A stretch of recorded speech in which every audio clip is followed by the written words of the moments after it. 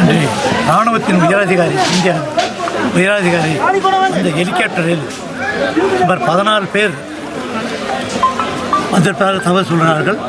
நாங்கள் இந்த ஸ்பாட்டில் தான் இருக்கோம்.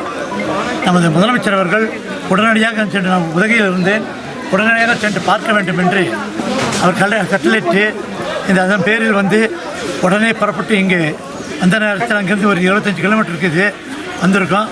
காட்டுக்குள்ளே நடந்திருக்கு. நல்ல வேலையாக இது இன்னொரு 20 அடி மேலே போயிருந்தாலும் இங்கே இருக்கிற நஞ்சப்பச்சித்திரம் என்ற ஊரில் உள்ள பொதுமக்கள் மிகப்பெரிய அளவில் பாதிக்கப்பட்டிருப்பார்கள். இப்பொழுது இந்த பாதிப்பில் 14 பேரும் யாரும் உயிரோடு இருப்பதற்கு அது தெரியல. இப்போ 2 பேர் உயிரோடு அனுப்பியிருக்காங்க, ஹாஸ்பிட்டல் அனுப்பியிருக்காங்க.